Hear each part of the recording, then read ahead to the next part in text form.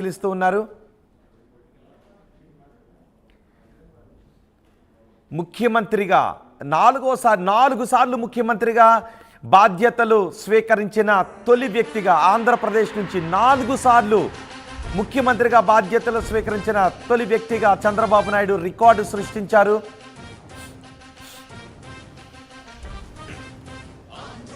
అమరావతిలో ఇప్పుడు కలకలలాడుతోంది అంటూ టీడీపీ నేతలు ఆనందాన్ని వ్యక్తం చేస్తున్నారు. అమరావతి రైతులు ఆనందాన్ని వ్యక్తం చేస్తూ ఉన్నారు. కొంతమంది లబ్ధిదారులు, విద్యార్థులు కూడా అక్కడికి చేరుకున్నారు.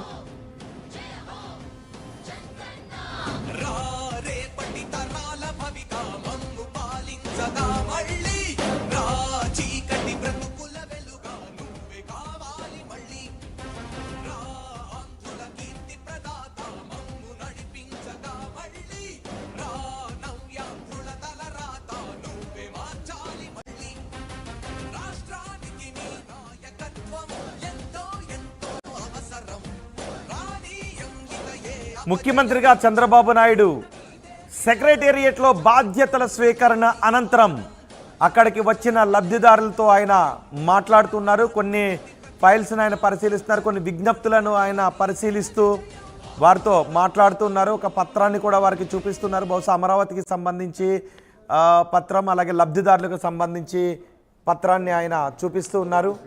ఇంపార్టెంట్ ఫైల్స్ని సిద్ధం చేసి ఉంచాలి అని నిన్ననే అధికారులకు ఆదేశాలు జారీ చేశారు.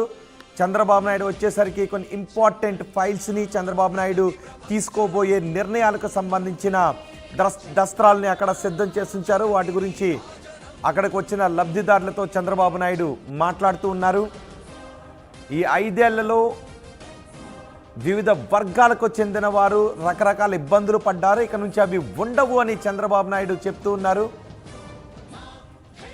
ఏ నిర్ణయం ఎవరికి ఉపయోగపడే విధంగా ఉంటుందో, ఏ నిర్ణయాలు తీసుకున్నామనే విషయానికి సంబంధించి ఆయన మాట్లాడుతూ ఉన్నారు.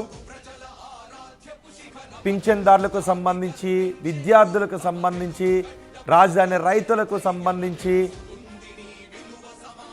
ఇలా రకరకాల నిర్ణయాలు తీసుకున్నారు. భూములకు సంబంధించి, ల్యాండ్ టైటిలింగ్ యాక్ట్ రద్దుకు సంబంధించి ఇలా ప్రతిష్టాత్మకంగా తీసుకున్న నిర్ణయాల గురించి నారా చంద్రబాబు నాయుడు అక్కడ ఉన్న వారితో మాట్లాడుతున్నారు. మీడియాతోనూ మాట్లాడుతూ ఉన్నారు. అక్కడ కొంతమంది లబ్ధిదారులు వచ్చారు. వివిధ వర్గాల నుంచి లబ్ధిదారులు వచ్చారు. పెన్షన్ తీసుకుంటున్న వాళ్ళు వచ్చారు, విద్యార్థులు వచ్చారు. మెగా డిఎస్సి కోసం ఎదురు చూస్తున్న వాళ్ళ కళ్ళలో ఇప్పుడు ఆనందం కనిపిస్తుంది. మెగా డిఎస్సి ఫైల్పై మొదటి సంతకం చేశారు.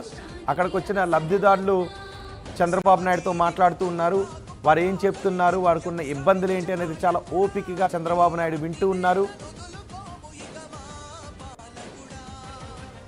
అక్కడ ఉన్న అధికారులు కూడా వారు చెబుతున్న దాన్ని నోట్ చేసుకుంటూ ఉన్నారు. అధికారులకు ఆదేశాలు జారీ చేశారు, వారు చెప్పే విషయాల్ని నోట్ చేసుకోవాలి అని. దాంతో అధికారులు నోట్ చేసుకుంటూ ఉన్నారు.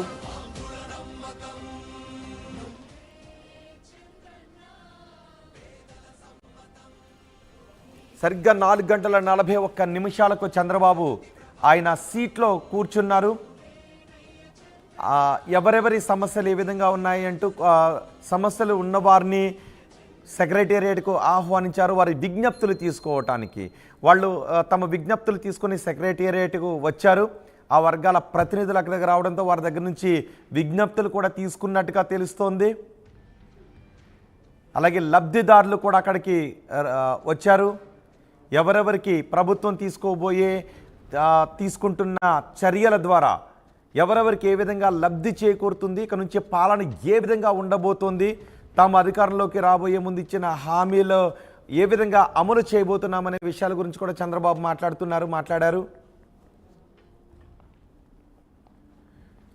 ఇప్పటికీ అమ్మ ఒడికి సంబంధించి చంద్రబాబు కొన్ని హామీలు ఇచ్చారు. చదువుకునే పిల్లలకు తమ ప్రభుత్వం ఏ విధంగా అండగా ఉండబోతోంది అనే వివరాలను, ఉద్యోగాల కోసం ఎదురు చూస్తున్న యువతకు తమ ప్రభుత్వం ఏ విధంగా అండగా ఉండబోతోంది అనే వివరాలను, రాజధాని కోసం త్యాగాలు చేస్తున్న రైతులకు తమ ప్రభుత్వం ఏ విధంగా ఉండబోతోంది అనే వివరాలను, అభివృద్ధి కోసం రాష్ట్ర ప్రజలు ఆశగా ఎదురు చూస్తున్న తరుణంలో రాష్ట్ర అభివృద్ధి ఏ విధంగా ఉండబోతోంది, వృద్ధుల కోసం తమ ప్రభుత్వం ఏం చేయబోతుంది, వితంతువుల కోసం తమ ప్రభుత్వం ఏం చేయబోతుంది, స్కూల్కి వెళ్ళే విద్యార్థుల కోసం తమ ప్రభుత్వం ఏం చేయబోతుంది అనే వివరాల గురించి కూడా చంద్రబాబు చాలా క్లారిటీతో ఉన్నారని